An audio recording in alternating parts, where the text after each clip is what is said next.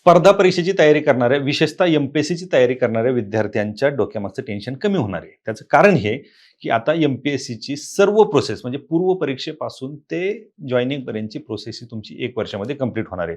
अर्थात विश्वास बसणार नाही, परंतु हे खरं आहे. कारण ज्या परीक्षा 3 टप्प्यात होतात, पूर्व परीक्षा, मुख्य परीक्षा आणि इंटरव्ह्यू.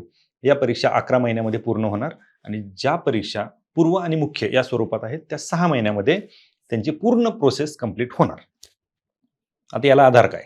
याला आधार हा, की आपण नुकताच एक कृतज्ञता सोहळा आयोजित केला होता आणि त्या कृतज्ञता सोहळ्याला खासदार श्रीकांत शिंदे साहेब, त्याच्यानंतर आमदार बच्चूभाऊ कडू, शिवसेना नेत्या आणि आमदार डॉक्टर नीलमताई गोरे आणि गृहराज्यमंत्री कदम साहेब देखील आलेले होते आणि त्यांचा कृतज्ञता सोहळा यासाठी आयोजित केला होता कारण सर्व परीक्षा या एम-पी-एस-सीकडे गेलेल्या आहेत आणि त्याच्यासाठी यांनी पाठपुरावा केला होता. अनेक विषय होते त्याच्यासाठी त्यांनी पाठपुरावा केला होता. परंतु आपण स्पर्धा परीक्षेचे विद्यार्थी, आपण तेवढ्यावर थांबणार नाहीत. काही मागण्या आपण त्यांच्याकडे केल्या होत्या कारण सर्व परीक्षा जरी एम-पी-एस-सीकडे गेलेल्या असल्या तरी मागण्या काही कमी झालेल्या नव्हत्या आणि त्यावेळेस बऱ्याच मागण्या या 4 नेत्यांसमोर मांडल्या होत्या आणि त्याच अनुषंगाने आज नीलमताई गोरे यांनी एक मीटिंग लावली आणि ती मीटिंग होती आयोगाचे अध्यक्ष आणि आयोगाचे सचिव यांच्यासोबत. या मीटिंगला आमचे स्पर्धा परीक्षा चळवळीतले माझे सहकारी आणि आमदार बच्चूभाऊ कडू यांचे स्वीय सहाय्यक महेश बडे आणि आमचे स्पर्धा परीक्षे चळवळीतील सहकारी रवींद्र बारसकर हे देखील होते.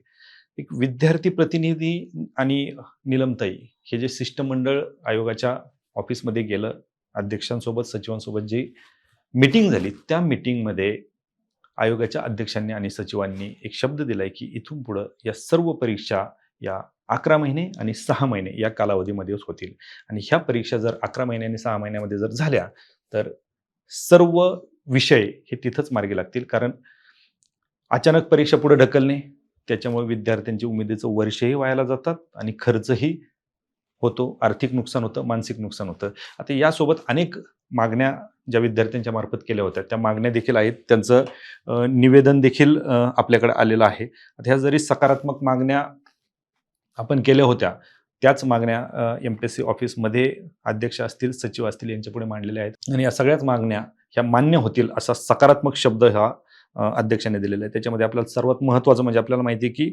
एम-पी-एस-सीने एक ॲप्लिकेशन तयार करायला हवं, जेणेकरून विद्यार्थ्यांचे फॉर्म तिथंच भरले जातील, रिझल्टही त्यांना तिथंच कळेल आणि सगळ्या गोष्टी एकाच छताखाली येतील. त्यासाठी एम-पी-एस-सीचं एक ॲप्लिकेशन असलं पाहिजेत, ही मागणी वारंवार होत होती. त्याला देखील एम-पी-एस-सीने दुजोरा दिलेला आहे आणि ते ॲप्लिकेशन लवकरच विद्यार्थ्यांसाठी तयार होते. आणि आपण पाहतो की कॉल सेंटरवरती आपण फोन करतो आणि विद्यार्थ्यांना माहिती मिळत नाही. परंतु आता सध्या 24/7 असं एक विद्यार्थ्यांसाठी हेल्पलाईन किंवा एखादं व्यासपीठ तयार करण्यासाठी देखील एम-पी-एस-सीने तयारी दर्शवलेली आहे. आता त्यांनी जे काही निवेदन दिलेलं आहे त्या निवेदनामधलं सगळ्यात महत्त्वाचा पॉईंट परीक्षांचे नियोजन आणि कालबद्धता. जसं सांगितलं की वेळेवरती परीक्षा घेणे आणि वेळेवरती निकाल लावणे, 11 महिने 6 महिने तो एक विषय आता मार्गी लागलेला आहे आणि त्याच्यामध्ये अध्यक्ष सकारात्मक आहेत.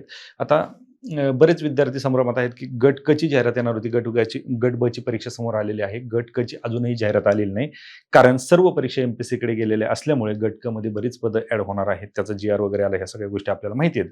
परंतु आजही विद्यार्थी संभ्रमात आहेत की गट क ची परीक्षा नक्की होणार कशी.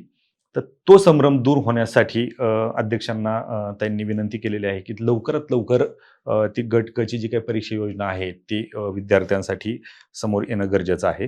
त्याच्यानंतर आता बऱ्याच जणांचा एक प्रश्न होता की फीज यू-पी-एस-सी ₹100 फीज घेते आणि एम-पी-एस-सी मात्र त्याच्या 4 पट फीज घेते. यू-पी-एस-सी जर ₹100 परीक्षा घेते तर विद्यार्थी ग्रामीण भागातील आहेत, दुष्काळी भागातील आहेत, तर ₹100 मध्ये या विद्यार्थ्यांना देखील परीक्षा देता यावी असे अनेक वेगवेगळे प्रश्न आहेत. पी-एस-आय ग्रामीण भागातील विद्यार्थी विशेषतः पी-एस-आयची तयारी करण्यासाठी आहेत. परंतु पी-एस-आय आणि बाकी सर्वच परीक्षा एक झाल्यामुळे तो जो एक स्पेसिफिक वर्ग होता त्याच्यावर कुठेतरी अन्याय होत होता. त्याच्यामुळे पी-एस-आयची मुख्य परीक्षा ही वेगळी करा, ही देखील विद्यार्थ्यांची मागणी होती. अशा वेगवेगळ्या मागण्यांच्या अनुषंगाने आज नीलमताई गोरे यांनी जी मीटिंग अरेंज केली होती त्या मीटिंगमध्ये आयोगाचे अध्यक्ष आणि सदस्य यांनी एकदम सकारात्मक असा रिस्पॉन्स दिलेला आहे आणि लवकरात लवकर ह्या मागण्या मान्य होतील असा त्यांनी शब्द देखील दिलेला आहे. आता याच्यामध्ये सगळ्यात महत्त्वाची गोष्ट काय माहिती आहे का, आजपर्यंत अनेक मागण्या केल्या गेल्या, अनेक विनंती विद्यार्थी लोकप्रतिनिधींमार्फत करत असतात किंवा करत होते. परंतु असे डायरेक्ट आयोगाच्या अध्यक्ष असतील किंवा सचिव असतील यांच्यासोबत मीटिंग लावून हा प्रश्न मांडण्याची ही मला वाटतं पहिलीच वेळ असेल. वेगवेगळ्या एखाद्या विषयासाठी वेगवेगळे लोक प्रतिनिधी जात असतात, परंतु असे एवढे विषय घेऊन विद्यार्थी प्रतिनिधींना घेऊन ही पहिलीच मीटिंग असावी.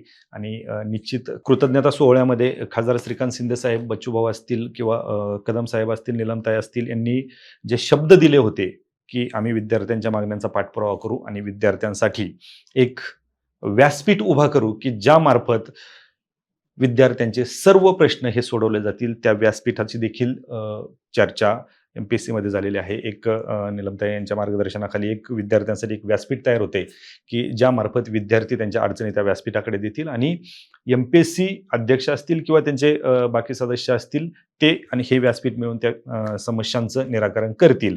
आणि विद्यार्थ्यांशी संवाद देखील त्या माध्यमातून होईल आणि विद्यार्थ्यांमध्ये नेहमीच जो संभ्रम निर्माण होतो तो संभ्रम निर्माण होणार नाही. अशा आशयाने हे एक व्यासपीठ तयार करण्यासाठी जो शब्द दिला होता तो शब्द देखील या ठिकाणी पाळला गेलेला आहे. ती व्यासपीठ देखील लवकरच विद्यार्थ्यांसाठी उपलब्ध होणार आहे.